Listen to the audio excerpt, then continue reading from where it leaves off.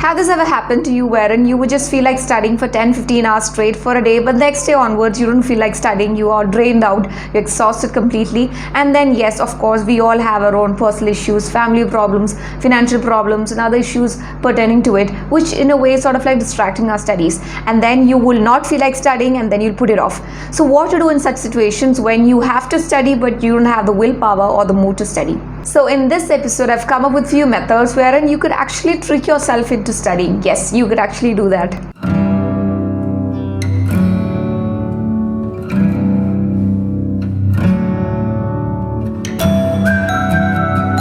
So the first step is that maybe your technique or your methodology for your studying is not right and it's not quite well working with you. You can't just force yourself to sit straight for 12 hours and then have concentration or focusing on it. You are not going to have the concentration. Yes, you could do it for 2 or 3 days, but you're going to exhaust yourself after the end of the week. So don't do that. I'll tell you how to do it. That is through Pomodoro method. So Pomodoro method is just studying for 25 minutes and then having a break for just 4 or 5 minutes and then continue again with your study sessions for 25 minutes.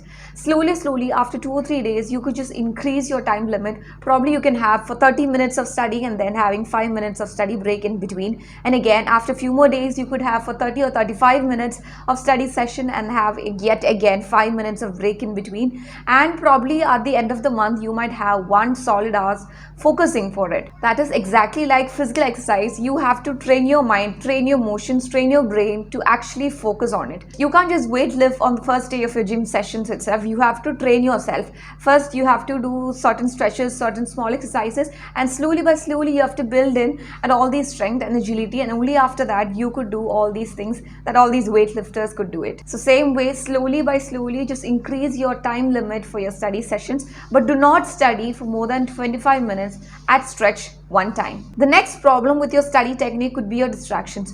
Put away your phone or just be in a place wherein you wouldn't have any more noises or disturbances, where your family members are not passing by, you're not in a hall, you are in an enclosed room, you don't have anything else to distract you. So this has to be kept in mind. And the next method is, it might seem tricky or weird to you, but it actually works for me, is that having an elastic band in your wrist. And whenever you feel that your mind is wandering, for example, you're reading a lesson, but there are times where your mind will wander off, you will start thinking something else. So at times when you know that, okay, your mind is wandering, just stretch the elastic band and release it. Yes, it's going to be painful, but it's going to be a reminder to you that you have to concentrate. Essentially, my technique is prevention is better than cure. Instead of just going into depression or going to some other problems and not studying for 2-3 days, and then later on finding for a technique wherein you could come back to your track, come back to your studies, I would say that just when you feel that you are moody, or you are not getting the mood, or you're not having the emotions to sit and study, or you're being lazy enough, or you're being exhausted with all the drains of it, that time itself get a hold on you, and then you'll know that you wouldn't go off track. Or suppose you've already been off track from your studies for the past 2-3 days, or you are in certain situation, or you are in family problems or emotional problems or personal problems, and you want to get back to your studies, stay tuned for this also. So when you restart your studies, when you get back to your studies, do not force yourself. Probably you could study for just 3 or 4 hours on the first day, and then you could just add on or stack on to the hours later on. Probably 5 hours next day or 6 hours next day. And just take it slow and easy. Do not scare you off. And there's an awesome saying that I've heard somewhere, is that there is no problem in the world which cannot be solved by a long walk or a good sleep and a good bath. So either you could take a shower, or you just go for a run, exercise, just pump yourself out, or you just take a nap. Probably you're physically not exhausted, but you're emotionally, you are drained off. So maybe you should take a day or 2 days off. There's no harm in it, but just make sure that within the 2 days you will be back to normal, you will be back to yourself, and yes, ready to take on. And yes, one word of advice is that when you feel that you're mentally exhausted or you're drained out, it's okay to take a day or 2 days break, because we are all humans, for God's sake. We are not machines or all these robots. Even a computer, you cannot just keeping on running for all the days for 24/7. It even need that rest. So similarly, when we humans need break in between. So you deserve that, so you take it. And when you're at the break, you have to prepare yourself to the comeback. That is when you're restarting it. So you have to start on from when you're taking a break. You have to calculate, you have to plan the break, everything, how you're gonna restart. That is, you could just simply just close your eyes and visualize yourself achieving your dreams. Visualize yourself being an IAS officer or IPS officer, whatever that you want to be. be. You could, just visualize your success. You could visualize all your dreams coming true, and this will automatically motivate you to study and get back as soon as possible. And the other way is to scare yourself. You could, think about the consequences if you don't study, consequences if you are not succeeding, if you are failing. You could either scare you or you could either motivate you. I think visualization as a study technique, visualization as a method really helps me well. So I am sure that it will help you as well. And when I tell you to take rest for 2 days, it doesn't mean that you have to, completely keep yourself isolated from studies. No, you have to do it. I do not mean that you have to sit there and study for the whole day. Break itself means that at least 2 to 3 hours of working.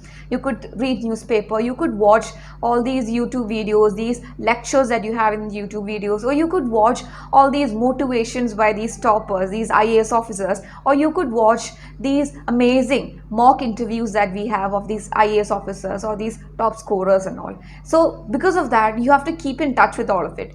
You cannot completely, be detached from your studies. Even when you're taking a break, you have to be consciously aware that you are an IAS aspirant and you are taking these 2 days of break because you need to recharge yourself. And as soon as these 2 days get over, you have to be back on your feet as soon as possible. So another trial and tested method I would suggest is having an emergency kit. Yes, this is in reverse because my camera is in selfie mode. So, I have this kind of an emergency kit whenever I feel that I'm down, or whenever I feel that I'm going to be slipping into some sort of like anxiety, or slipping into, mood off, or not feeling well, or not feeling good enough. I have these chits always ready at hand. Some will be having, do all the cardio exercise for 1 hour straight, go for a walk, and some will be like, sing for 1 hour. One will be like, draw something. So I know that these are the things which will cheer me up. But when I'm sad or when I'm depressed, I know I wouldn't tell myself, okay, go draw when you're sad. So I know that I've already prepared it beforehand. So I know that when I'm sad the next time, I'll just pick something up. And yes, this also includes certain other tasks as well. Like for example, I'll just read out one that I have now. Okay, this is just go for a walk. Other could be, something which will make you happy as well as will get your work done. And meditate. Yes. And I know that these are the things which will help me. So you would know what will work for you. So have that ready in your hand. And watch unfinished economics lectures and classes that I should be doing, and the ones that I've already watched till the end, or watched just half of it, or just watch some portions of it. Just watch all the unfinished work. So I have all the pending works, I know that, and know all these things are something that to be done in passively. I don't have to, exert myself into it. So when you're in a break, you could do that. And this is that read polity. Reading polity doesn't mean that you have to read Lakshmikant and make notes and all. Just read it. It's okay. Even if you're in a break, just casually read it. You don't have to, force yourself to make notes, force yourself to concentrate on it. Even when you're in a break, you have to consciously be that you are an IAS officer. Just for the sake of that, you have this emergency kit. And yes, this is just my method of helping my way. And you could have your own strategies. Something could help you also. And after the break, when you're restarting your studies, I would recommend you to reward yourself at each time when you've completed a certain task or completed certain concepts and all. I always do that. For example, I just tell myself that, okay, if you complete certain portions of economic concept, you could watch 2 episodes of Friends. And if I do something like that, I could watch Sherlock Holmes. I love all these, Netflix and TV shows and all. So I know what will work best for me. I know what will motivate me. So I'll keep that as a bait and say that, okay, if you finish that, you could get to play with your daughter. Or if you finish this, you could eat your favorite food. Whatever helps you. And you could even threaten yourself saying that, okay, if I don't finish this, I cannot do something which I love. So, it works both the ways. But I would always suggest that as soon as you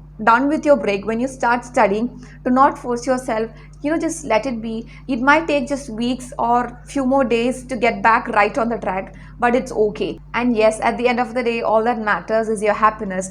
And if you just know that just 1 or 2 years of hard work will give you a lifetime of happiness, that is what worth it. So all the best to you all aspirants, and let you all dreams come true. Thank you so much.